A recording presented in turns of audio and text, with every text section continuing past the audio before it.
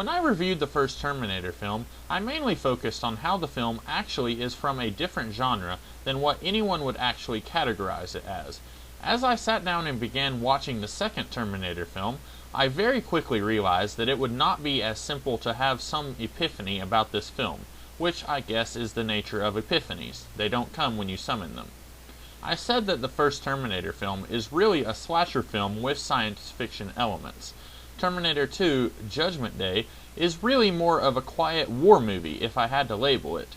We don't have nearly as much of the chase sequences that fill you with dread like we got in the first movie.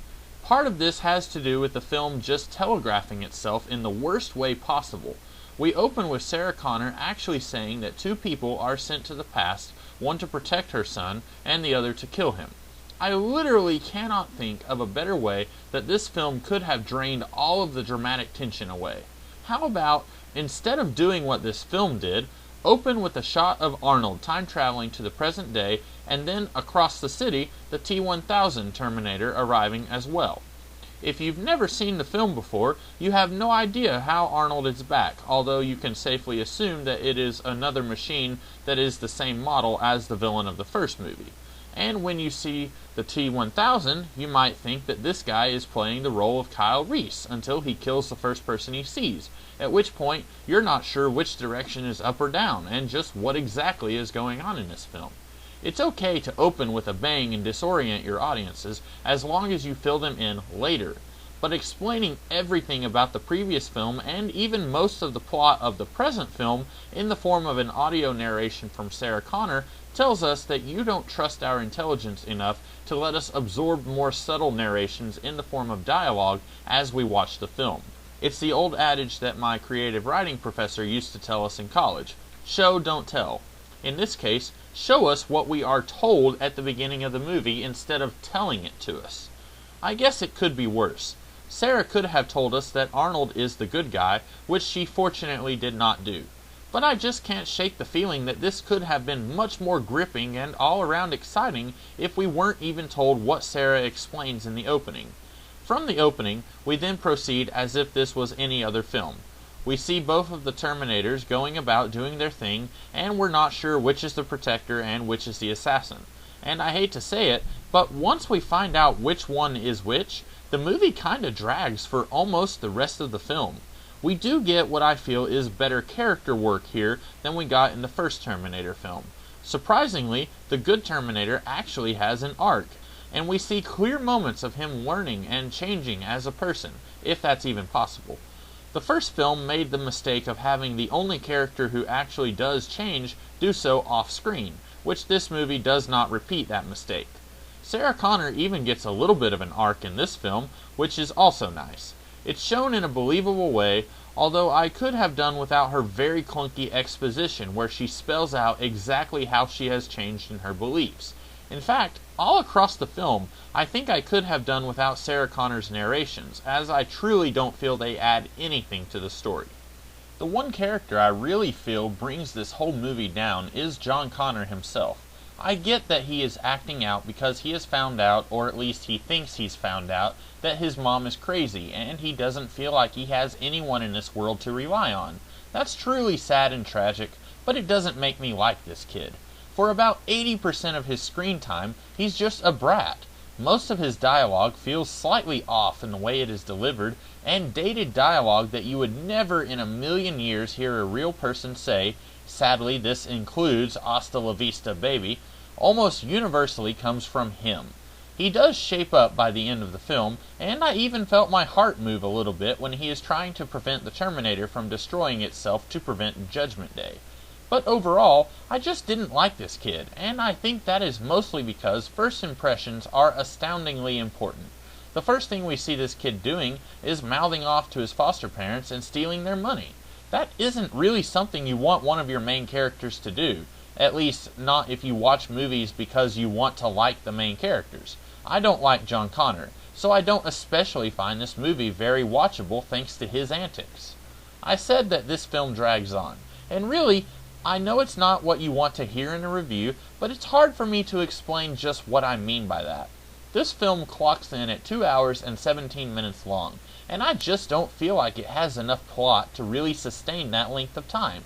There are times when it's easy to forget that there's actually an evil Terminator chasing our heroes, and once John and the good Terminator rescue Sarah from the mental hospital, I feel like the movie doesn't really know what to do, so it stalls for time until Sarah and crew go to meet Miles Dyson, and then it stalls for more time before they go to Dyson's place of employment to prevent Judgment Day, and then it stalls for more time as the remainder of the ragtag group flees the evil Terminator, who the film then seems to remember is in this story.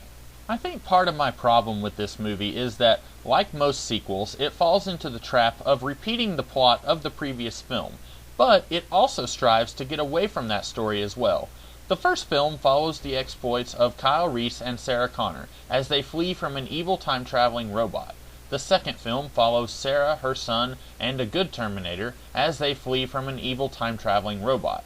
This is basically the same story, and it almost feels like the people making this movie realized this, so they downplayed the evil robot, and then they threw stuff into this movie to make it seem like it wasn't quite as much of a retread. But I find myself wishing that this movie had just gone all the way and did something entirely different. Maybe this film could have started with Sarah training John for his role as the savior of humanity, and then a Terminator shows up. We could do the requisite running from the Terminator, and rightly so, because Sarah remembers what happened the last time one of these things shows up. But then we could find out that this Terminator is a good guy, and he's here to help Sarah and John at least make the attempt to stop Judgment Day and destroy the chip and the hand that Dyson's company has. This isn't much of a plot, to be sure, but it's about as plotty as the first movie. Maybe this could be padded out with someone at Dyson's company who is corrupt and even working with a robot who traveled to the past in order to ensure the creation of Skynet. It stands to reason that the machines in the future wouldn't send robots in time only to kill the Connors. I think it's really that this movie follows the same time travel plot that is making me not appreciate this film as much. It is the evil Terminator that drives most of the plot, as it is he who spurs the heroes into action. But it is the evil Terminator doing the exact same thing the good Terminator from the first film did that makes me wary of this whole story. This movie does put the ideas of time travel that were put forth in the first movie into an entirely different perspective. In the first film, you get the sense that everything that happened in the future will happen in the future, no matter what is sent to the past or what is done in the past. This, despite Kyle's message that there is no fate but what we make for ourselves, which comes into play in this film. This isn't spelled out or anything in the first film, but we get the idea that with Sarah being pregnant at the end of the film, and the picture that we saw of her in the future being taken, that all that was will be. But this film seems to throw a monkey wrench into that idea. If you recall, when Kyle Reese was being interrogated in the first film, he mentions that the humans had already won the war, and that the machines had sent back the Terminator as a last resort. So it would seem that the Terminator they sent back in the first film was the best of what they had. They wouldn't want to risk the mission failing because they sent a lackluster machine. And yet, in this film, we see a more advanced model sent back to kill Sarah, as well as an identical model from the first film that was reprogrammed by the Resistance group and sent to protect John. This clearly indicates, to me anyway, that the outcome of the war is no longer as certain as Reese indicated in the first film. Although we're not quite sure what has happened to alter the future, but this movie seems to solidify the theme of this film: no fate but what we make for ourselves. This is something that will become something of a staple in the spin-off series The Sarah Connor Chronicles, and it's definitely an idea worth lots of exploration, especially when, as each sequel comes, we see that even though it is clear that the future is mutable, it seems like the protagonists are never truly going to win, as the machines still seem to exist even after the future is altered. This is something that is explored in the Sarah Connor Chronicles yet again, and rightly so, as it is a very neat idea, if a little fatalistic. This movie isn't as bad as I'm coming down on it, I don't think. If you found yourself in a position where this movie came on TV and you had never seen the first movie, I imagine it would be quite enjoyable and might even seem like a good film. But it's the movie that, if you have seen the previous installment, it makes you feel like you've been there and done that before.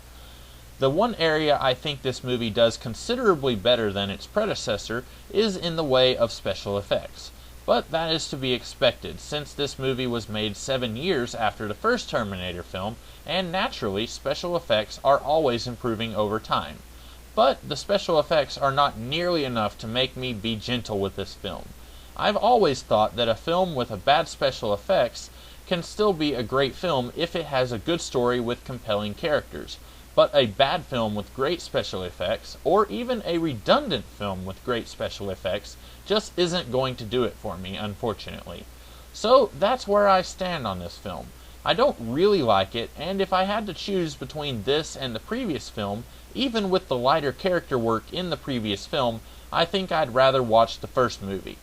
Join me as I review Terminator 3 Rise of the Machines very soon, which I actually haven't seen before, unlike the first two films, which I saw years before reviewing them. I hope that you enjoyed this review, and if you did, be sure to like, share, and comment. Thank you.